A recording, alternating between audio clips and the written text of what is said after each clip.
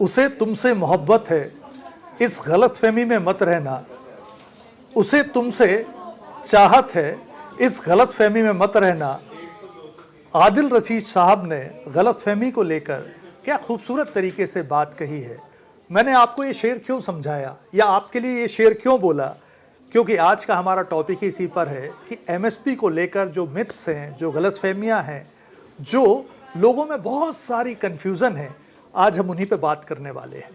वैसे तो एमएसपी की परतों में झांकें तो आपको अन्नदाताओं की सैकड़ों अनकही कहानियां सुनाई देती हैं। बहुत सारी परतें खुलती जाती हैं, कहानियां सामने आती जाती हैं, लेकिन एक राज नहीं खुलता। वो राज है एमएसपी का राज।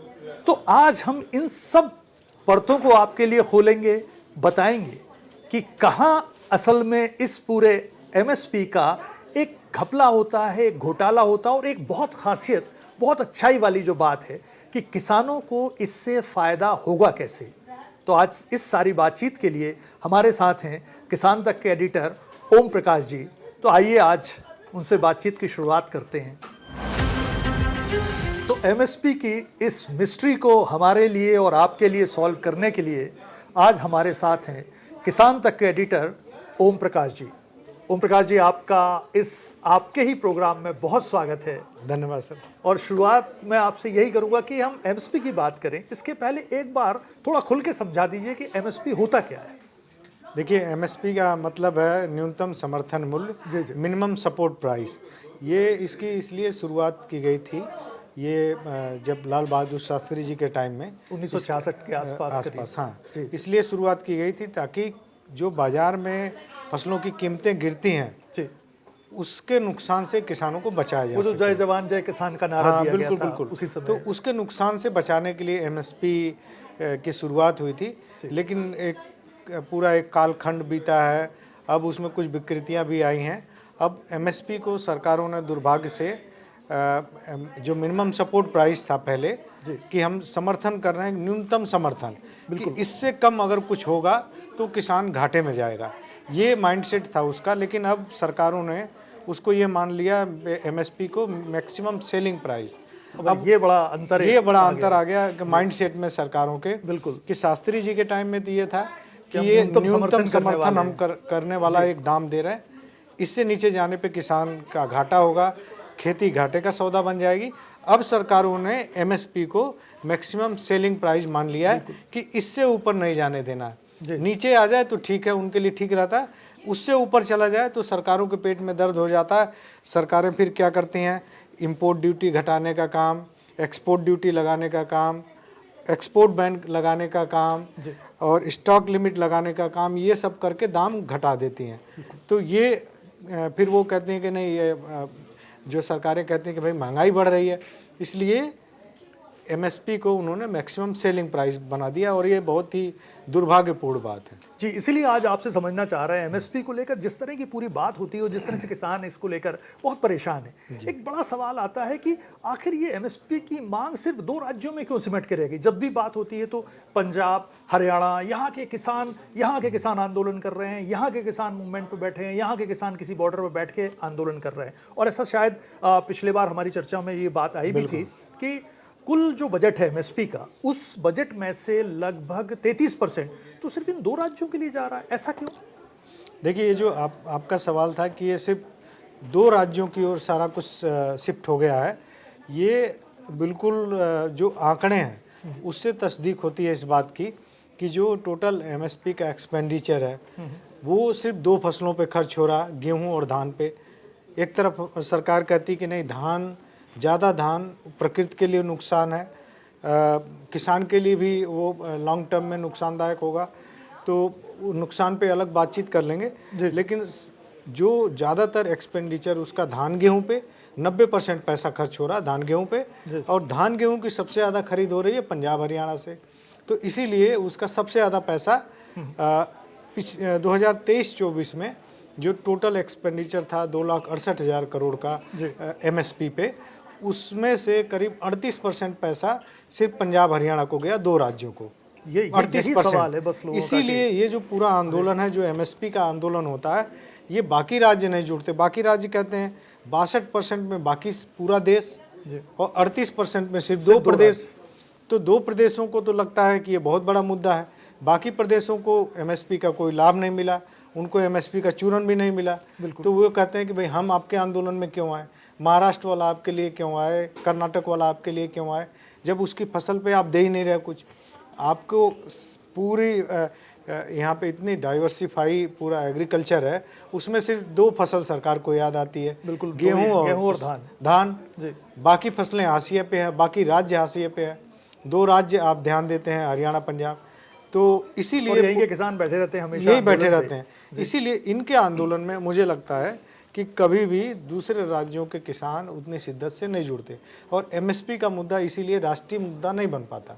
बिल्कुल, ये लगातार मैं आपको बता रहा हूँ कि किस तरह से हम एमएसपी के जो मिथ्स हैं, जो गलतफहमियां हैं, आज उन पर हम लगातार बात कर रहे हैं। तो एक सवाल और लगातार आता है ओम जी की मनमोहन सिंह की सरकार थी जो 4 से 14 तक सरकार रही, और उसके बाद मोदी की सरकार आई। तो लोगों के दिमाग में ये परसेप्शन बना हुआ है कहीं कि मनमोहन सरकार ने एमएसपी के लिए बहुत जबरदस्त काम किया, जबकि मोदी सरकार ने नहीं किया। तो ये इसको लेकर बिल्कुल मिथ है। लोग कई बार कहते हैं कि भाई मोदी सरकार एमएसपी की विरोधी है, और ये बोलेंगे बीजेपी विरोधी है। किसी पार्टी की बात हम लोग नहीं कर रहे, लेकिन जब आंकड़े क्या कहते हैं, जब आंकड़े जाएंगे, जब तथ्यों पे जाएंगे, तब हम ये पाएंगे कि नहीं, ये मिथ है।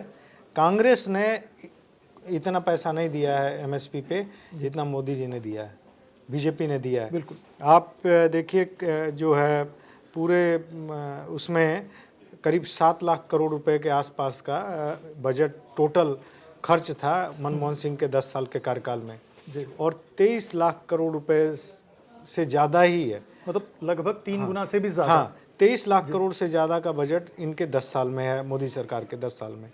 तो आप सोचिए एक बार आंकड़ा फिर से बता दीजिए कि 7 लाख करोड़ वर्ष 23 लाख करोड़, 7 लाख करोड़ कांग्रेस के 10 साल में 4 से 14 तक, जो जिस पर हम बात करना चाह रहे हैं और आपको बताना चाह रहे हैं कि 7 लाख करोड़ वर्सेस 23 लाख करोड़, ह्यूज अंतर, 3 गुने से ज्यादा का भी अंतर। जी ओम जी। तो ऐसे में ये बार बार जैसे जो किसान संगठन आरोप लगाते हैं, सब हमारे बहुत सारे किसान जो नेता है, हमारे साथी हैं, उनसे भी बातचीत होती है। किसी का मान अपमान की बात नहीं है, लेकिन तथ्यों का मामला है, तथ्यों की बात है, किसी पार्टी की बात नहीं है, तथ्यों की बात है कि तथ्यों में जब आप देखते हैं तो कांग्रेस एमएसपी के मामले में कहीं भी नहीं दिखती है। बिल्कुल, कहीं भी नहीं, कहीं नहीं ठहरती किसी चीज़ में।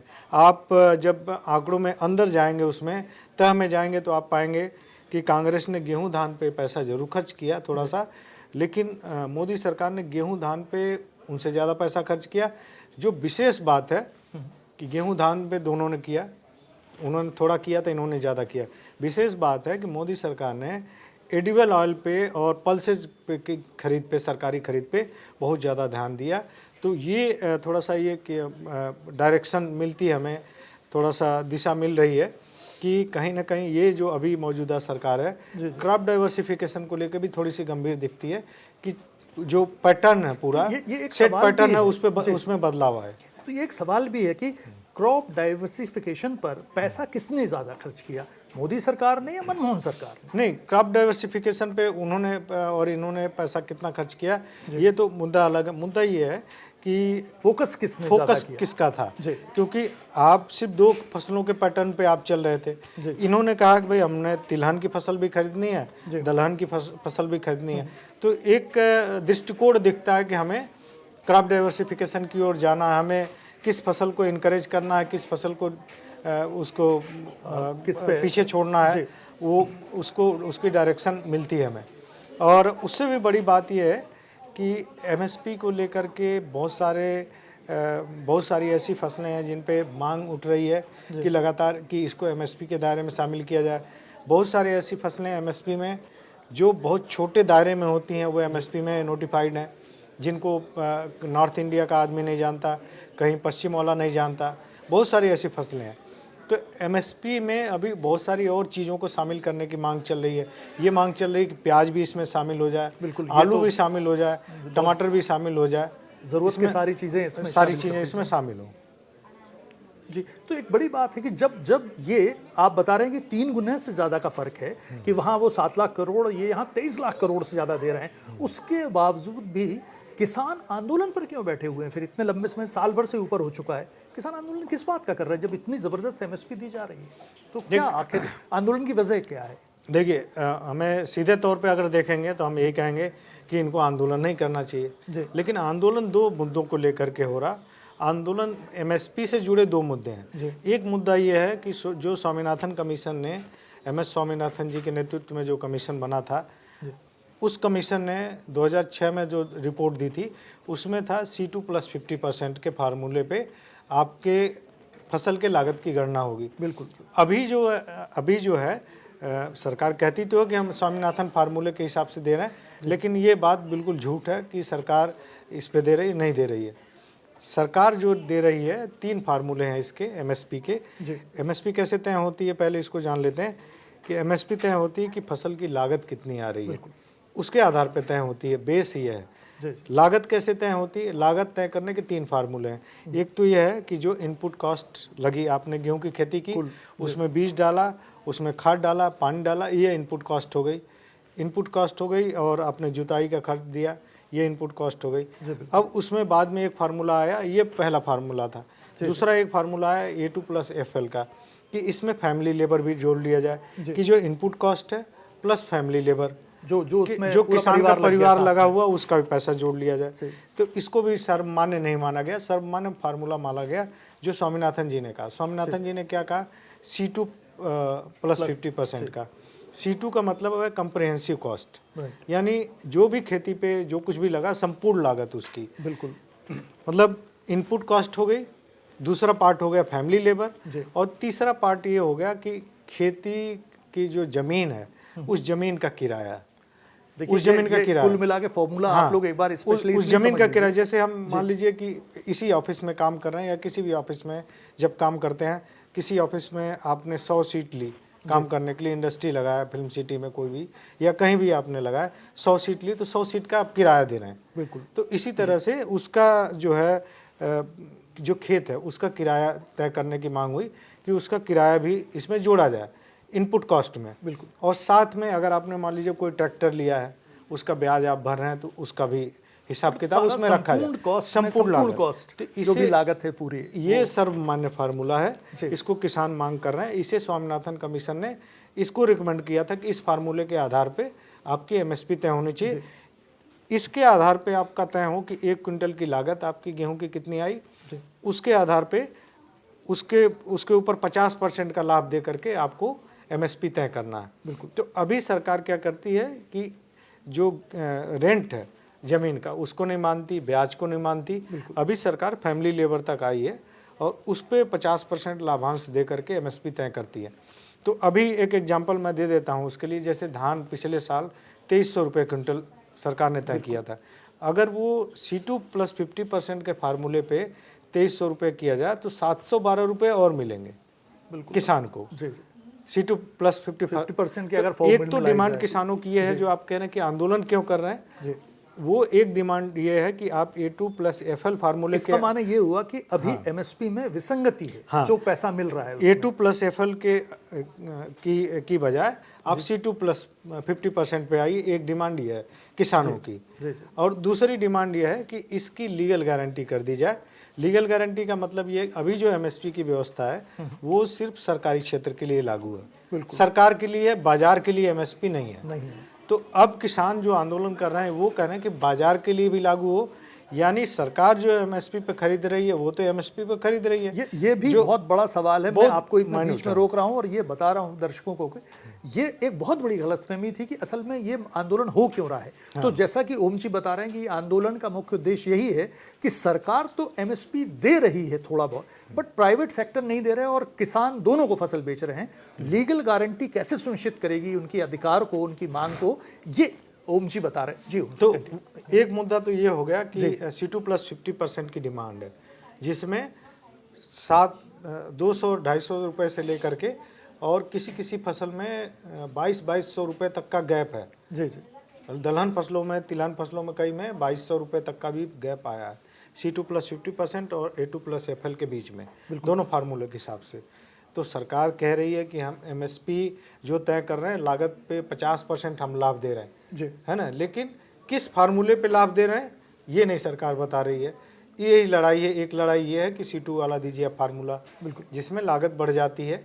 लागत बढ़ती है तो MSP बढ़ता है, निश्चित तौर पे वो उसी प्रोपोर्शन में बढ़ जाएगा MSP।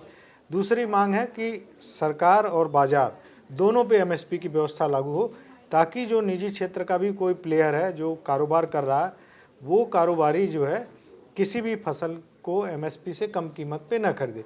इन दो मुद्दों को के लेकर के किसान आंदोलन हो रहा। तीसरा जो सबसे बड़ा मुद्दा है वो मुद्दा है कि जो औने पौने दाम पे सरकारें जमीन हथिया रही हैं किसानों की, वो ना हो। जो 2013 में भूमि अधिग्रहण कानून पास हुआ था, पार्लियामेंट से जो कानून बना है वो लागू हो। राज्य सरकारें कई अपने अपने तौर तरीके से ज़मीनें हथिया रही हैं, बिल्कुल, और हथिया के तमाम उद्योगों को, तमाम दूसरे काम में ले आ रही हैं। तो इसलिए आंदोलन हो रहा है। तो एक सवाल और भी है, और लगातार इस पे बात भी की जाती है कि क्या जो अलग अलग राज्यों में प्रोडक्शन का जो कॉस्ट है वो बिल्कुल अलग अलग है, तो ऐसे में एक MSP क्या सारे राज्यों की डिमांड को फुलफिल कर देगी? महाराष्ट्र में अलग है, उसी जो फसल है उसका कॉस्ट अलग है, गुजरात में अलग हो सकता है, पंजाब में अलग हो सकता है, साउथ के राज्यों में अलग हो सकता है। तो फिर एक MSP सबकी मांग को फुलफिल करेगी कैसे? ये भी एक बड़ा एक सवाल है। देखिए, तमाम चीज़ों में वन नेशन वन इलेक्शन और वन नेशन वन फलाना डिकाना सब कुछ चल रहा है, लेकिन MSP में ये बहुत पहले से व्यवस्था है। वन नेशन वन MSP की व्यवस्था पहले से है, लेकिन ये किसानों के लिए घातक साबित हुई है ये व्यवस्था। कई राज्यों ने इसको भरपूर इसका दोहन किया, कई राज्यों में इसका नुकसान हुआ। इसीलिए जो MSP की व्यवस्था है वो पूरे देश में नहीं पहुंच पाई, न तो सारे किसानों को पहुंच पाई। आप देखिए कि शांता कुमार कमेटी जो FCI के रिस्ट्रक्चरिंग के लिए बनी थी, उस कमेटी की रिपोर्ट है कि सिर्फ 6% किसानों तक MSP का लाभ पहुंचा है। तो इसीलिए पहुंचा है क्योंकि MSP की जो पूरी व्यवस्था वो दोषपूर्ण है, और ऐसी व्यवस्था है कि आपने किसी चीज़ पे 500 रुपये लगाया, मैंने 5000 रुपये लगाया, लेकिन दोनों को कंपनसेशन एक ही तरह का मिल रहा है। तो इस दोषपूर्ण व्यवस्था की वजह से ये सारे किसानों के लिए लाभदायक नहीं बनी, सारे किसानों ने इस पर बिक्री नहीं की। आप देखिए, गेहूं का 900 रुपये से कम की लागत आती है पंजाब में। 1 क्विंटल गेहूं की पैदा करने की जो लागत है वो पंजाब में 900 रुपये से कम की आती है, और महाराष्ट्र में जब हम जाते हैं तो करीब 2400 रुपये की लागत आती है। और जैसे मक्के की लागत आंध्र प्रदेश में करीब 900 रुपये के आसपास है 1 क्विंटल की, और जब हम राजस्थान में आते हैं तो 2100 रुपये हो जाती है उसकी लागत। इतना ज़्यादा, तो तमाम फसलों में बहुत वेरी करता है वो लागत जब अलग अलग है तो MSP भी अलग अलग होनी चाहिए, बिल्कुल। और कई लोग यही एक सवाल है। कई लोग ये कहते हैं कि ये नहीं हो सकता। तो अगर ये नहीं हो सकता तो आपने राज्यों के हिसाब से मिनिमम वेज एक्ट कैसे बनाया हुआ? बिल्कुल। इवन जो केंद्र सरकार की स्कीम है मनरेगा केंद्र सरकार की योजना है, लेकिन उसमें जो मजदूरी मिलती है वो राज्यों के हिसाब से मिलती है। मतलब यही जो विसंगतियां हैं। ये सोच लीजिए कि केंद्र सरकार की खुद की स्कीम है मनरेगा में, तो एक मजदूरी डिसाइड होनी चाहिए केंद्र सरकार की जब स्कीम है कि चलो भाई हमने 500 तय किया, सब पूरे देश में 500 मिलेगा, लेकिन ऐसा नहीं है। हरियाणा में कुछ मिल रहा है, यूपी में कुछ मिल रहा है, झारखंड में कुछ मिल रहा है, केरल में कुछ मिल रहा है। तो जब सेंटर की स्कीम में भी स्टेट में जाकर के मजदूरों को अलग अलग मजदूरी मिल रही है, तो फिर MSP एक क्यों है? बिल्कुल, है ना, जब लागत उनकी अलग है। आप सोचिए कि 5 राज्यों में बिजली फ्री है किसानों के लिए, सिर्फ 5 राज्यों में बिजली फ्री 100% फ्री है, 24 घंटे फ्री यूज कर सकते हैं किसानी के लिए। बाकी राज्यों में फ्री नहीं है, तो बाकी राज्यों में तो पानी का खर्च उनको देना है, दूसरी चीज़ों का खर्च देना है उनको, तो उनकी लागत बढ़ जाती है। बिल्कुल, किसी राज्य में थोड़ा उनको ज़्यादा सब्सिडी मिल रही है, किसी राज्य में 6000 रुपये PM किसान निधि का मिल रहा है और किसी राज्य में 12000 मिल रहा है। यूपी में 6000 किसान को मिल रहा है जो सेंटर दे रहे हैं PM किसान निधि के, और महाराष्ट्र के किसान को नमो शेतकरी योजना में 12, दोनों मिला करके 12000 रुपये का वो मिल रहा है।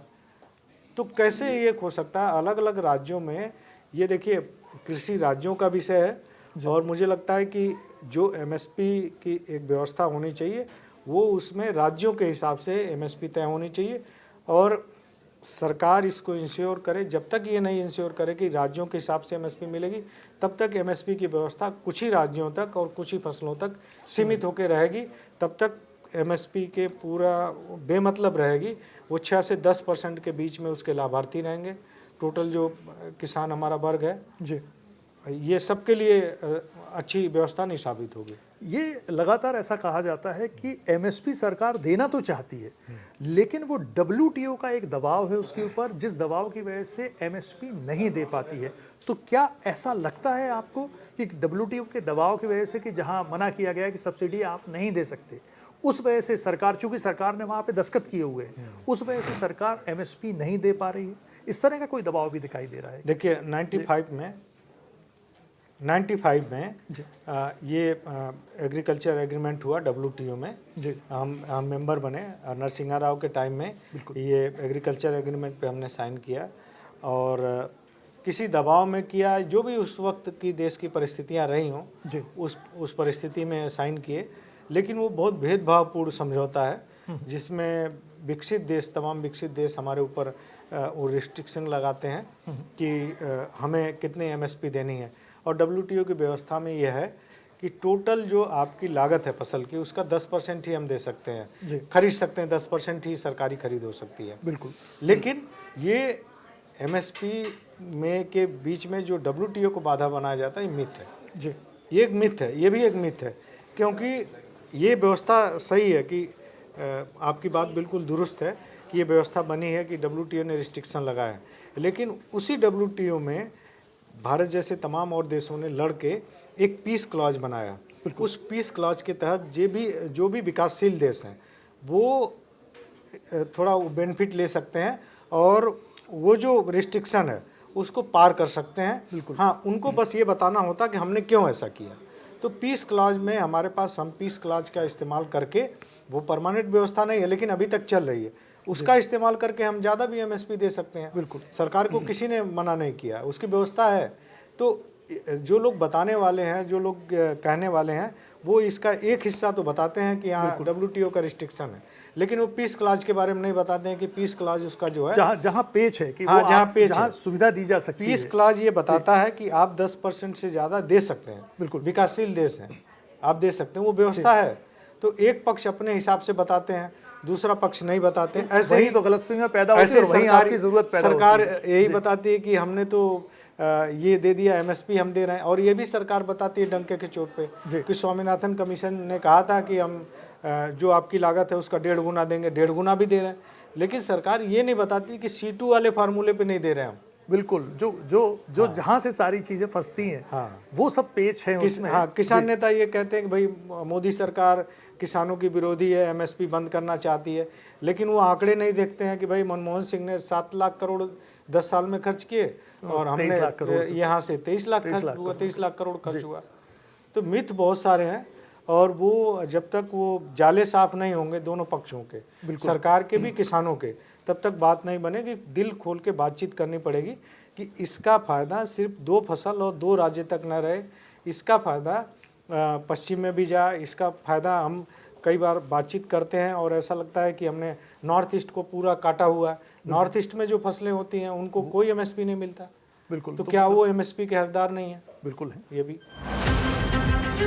तो ये था हमारा खास एमएसपी को लेकर एक्सप्लेनर, जिसमें हमने समझा नंबर्स डोंट लाई, यानी फैक्ट्स गलत नहीं होते हैं, हमारा नज़रिया कई बार गलत होता है, समझ गलत होती है। कई बार हमारे पास जो जानकारियां आती हैं शायद वो उतनी तथ्यात्मक नहीं होती कि हमारे बारे में, उस मुद्दे के बारे में हमारी राय को साफ सुथरा समझा सकें। तो आज एमएसपी के बारे में जिस तरह से ओम जी ने पूरी जानकारी दी, मैं ये 100% मान कर चल रहा हूँ कि आपकी लगभग 90% गलतफहमियां इस एमएसपी के बारे में दूर हो गई होंगी। आपको जो जानकारी मिली होगी, निश्चित तौर पर आगे अब जब आप किसान आंदोलन की बात कहीं सुनेंगे, एमएसपी की बात कहीं सुनेंगे, तो निश्चित तौर पे आपको उससे बहुत मदद मिलेगी। किसान तक पर ऐसे ही एक्सप्लेनर देखने के लिए जुड़े रहिए। नमस्कार, शुक्रिया। अगर ये वीडियो आपको पसंद आया है तो इसे लाइक ज़रूर करें। अगर चैनल अभी तक सब्सक्राइब नहीं किया है तो कर लें और नोटिफिकेशन पाने के लिए बेल आइकन भी दबा दें।